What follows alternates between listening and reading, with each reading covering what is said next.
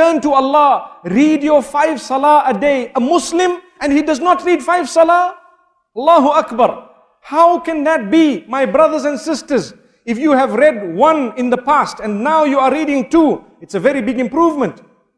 But that is not still the ideal. You need to continue, because as Muslimin, we have 5 salawatin fi kulli yawmin wa laylah. If you look at the hadith of Mu'adh ibn Jabal, radiyallahu anhu, when he was sent to Yemen, he was told to teach the people several items. From amongst them, one of them was tell them they owe Allah subhanahu wa ta'ala 5 daily prayers, not 2, not 3. You know, we word it differently. When we speak to the younger people, sometimes we tell them, you know, you need a key to enter. For example, let's say paradise. You want to enter paradise, you need a key. You want to enter this door, you need a key. Each key has a number of teeth. Just like if I want to phone you, I need your phone number. Brother, if I have 1 error in the whole phone number, I won't get through to you. You see? So if I would like paradise, I need to read 5 salah on a daily basis. That is the figure. That's the number of teeth on the key. If you have 1 tooth missing, what happens? Try it. Take your key and break out 1 tooth. Put it in. It won't open your door. But there are so many other teeth. 1 is missing. My brothers and sisters, against your laziness or mine, against the coziness of your bed, against whatever you are doing in the mall or at your workplace or enjoying with your family, stop everything at the time of salah and quickly fulfill your salah. Imagine I am saying quickly, whereas by right it's not supposed to be done quickly. But even if you have done it in the midst of your work and you have fulfilled that salah, come what may, wallahi, that may just be the means of your entry into paradise. Some of us are not submitters. You know, we follow Islam where it is easy for us only.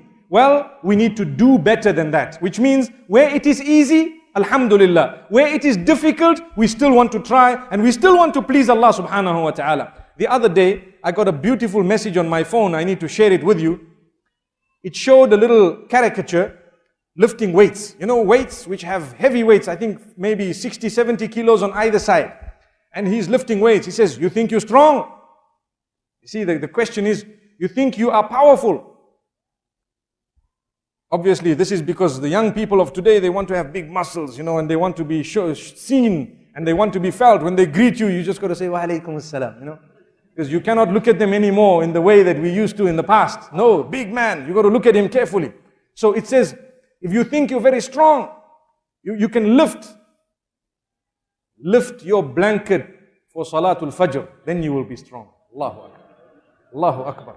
You're strong, you want to lift your blanket at Salatul Fajr. That is the heavyweight title. Allahu Akbar. Brothers and sisters, I thought it was a very good message. Because today, the message of the deen needs to be put forth to our children and ourselves in a way that we look at it and we really think, wallahi, it is correct. The powerful person is not the one who can lift 120 kilos with one hand and with his little finger. Subhanallah, no, it isn't.